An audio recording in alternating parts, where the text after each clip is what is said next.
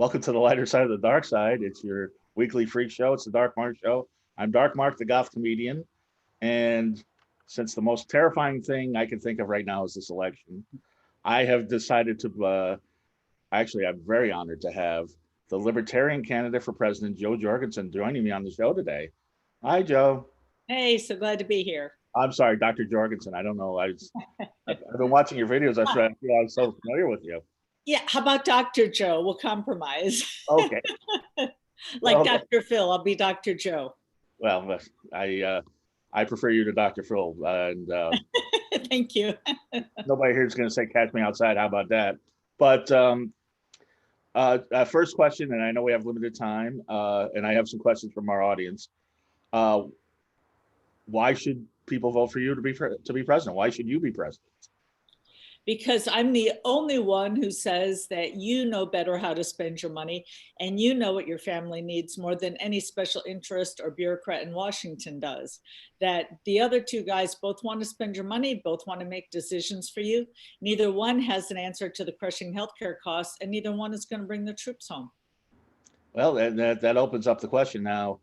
As far as crushing healthcare costs, how would you deal with that? That's definitely especially with the coronavirus. It's a pressing issue right now, maybe the most pressing issue.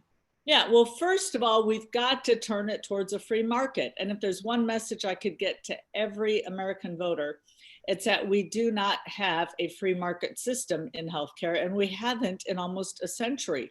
They keep saying, well, the free market didn't work, so I guess we'll have to go to single payer. But when I hear them say we need Medicare for all, what I'm hearing them say is we need VA hospital for all, and that top-down monopoly doesn't work for anyone.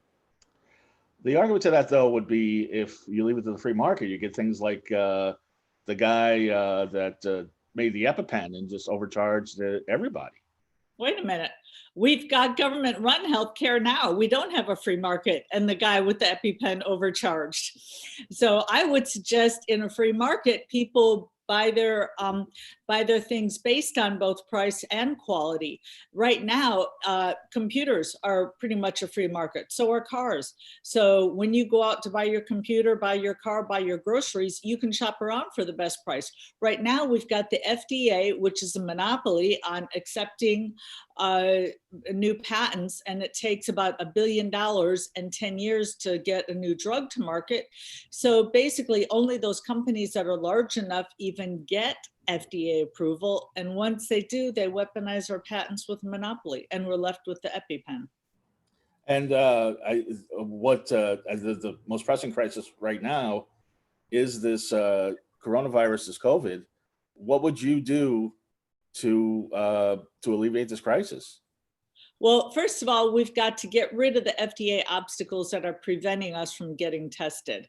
And that's the biggest mistake that Trump made, was not getting rid of those obstacles, because if we had been tested like the citizens in South Korea, we would have known who could have gone out to work and who needed to stay home.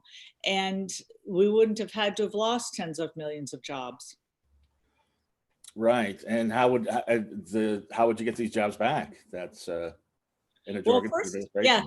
First of all, by leaving the money in the hands of the taxpayers, because research is pretty clear that money left in the hands of individuals and companies create about twice as many jobs as that same money turned over to the government. And I actually tend to lean libertarian. However, honestly, what has gotten me off that is the corruption of corporations. And and you're absolutely right. And why are corporations corrupted? Because they get their power from congressmen. Do you know there are corporations who actually write bills? They will write their bill, give it to their congressperson, and then their congressperson puts it in, suggests it, and they vote on it. And I want companies to only get big by pleasing us, by making sure that we get the best price for the best quality. Right now, they don't have to do that. All they have to do is please the congressman. That's why we need to get away from the Democrat and Republican system and get to a libertarian system. And you're preaching to the choir there. The Democrat and Republican parties has failed. And I think foreign policy is another issue. I definitely agree. Well, if you don't mind my asking, because when you said you were kind of moving away from the Libertarian Party, I thought you meant back to the Democrats and Republicans. Oh no, oh no. So where are you moving towards? Yeah, I mean, I honestly, my philosophy is a mix of, and it seems weird because they're diametrically opposed, is the Green Party and the Libertarian Party, rather than, and there's a lot of common ground there. I don't see any at all. In fact, the Green Party simply wants to give more power to the Congress people and take it away from the average person. I want to give power back to the average person. Right. I mean, as far as socially, as far as militarily, there's some crossover. Yeah, I haven't heard them say that they're going to bring all the troops home, but perhaps if they do. But yeah. And you want to, I mean, regardless of them, what I really want to know what you want to do as far as militarily, because I mean, we're in these endless wars, and they're just and they're privatized. Yep, I agree with you. We have to bring the troops home. In fact, that's my plan of what to do the very first day in office, is to bring the troops home, because as commander-in-chief, I can do that. I don't need Congress. We are in 150 different countries around the world, and we spend more than the next 7 countries combined. We've got to put an end to that. There's no reason why taxpayers in Alabama should be paying for the military of France. Absolutely. And the other issue I have, as I said, is climate change. Yeah. What is your opinion on climate change, and how would you deal with it? Yeah, in fact, I can talk the rest of the time about climate change, but because that's one of my personal top 3 issues, I think it's really important. But by the way, let me add one more thing about bringing the troops home. We keep hearing how great France is and how they get 5-week vacations. Well, maybe we'd get 5-week vacations too if we weren't paying for their military. But if we have Green Party socialist things, then we'll just be where we are, in France. Except without somebody to support our military. But anyway, so first of all, if you get out a globe and look around the earth, you will see that wherever there's big government, there's more pollution. Wherever there's less government, there's less pollution. And it was very frustrating to me when I was in a third-party debate in March. The woman who was running for the socialist ticket pointed out in her closing, she said, the United States, the Department of Defense, is the largest polluter on earth. And then her very next sentence was about how awful corporations were to the environment. And I thought, are you listening to yourself? If the US government is the largest polluter on the face of this earth, then why would you go to those people to solve it? Why do you go to the very people who are creating the problem to solve it? That's usually not the way you solve any problem. And I've got 2 examples of how a free market would work. The first one, and I would recommend, if you haven't heard of this group called PERC, it's PERC, they're out of Bozeman, Montana. Anybody who's interested in the environment, I suggest to check them out. I met with 2 wonderful women from that organization. And they told me about, this was a local thing in Montana where there were trees and the government was going to sell off the rights for somebody, to cut down the timber, right? So a timber company was going to come in and chop them down. Well, the local residents were saying, we kind of like the trees there. Maybe we should bid on that as well. And so they bid on it. They were shocked to find out that they outbid the timber company. And then they were like, oh my gosh, now what do we do? Now we got to raise money. Well, I wasn't surprised at all that they were able to raise the money they needed in just 2 weeks, because of course a lot of people are interested in the environment. But here's the bad part. If the story ended there, everything would be great. But what happened was the Montana legislature came back and they changed the law so that could never happen again, so that the timber companies will always win. That's why we absolutely cannot put the government in charge of the environment, because they're the ones that get to office, by special favors, by campaign contributions, and they're always going to have to pay back those favors. And last, the Gulf oil spill. A lot of people looked at that and said, well, see, we need government, you know, because the corporations don't care about the environment. But what they don't know is that the government had given them a liability cap, so that if they did have a catastrophe, as they did, they wouldn't have to pay for the cleanup.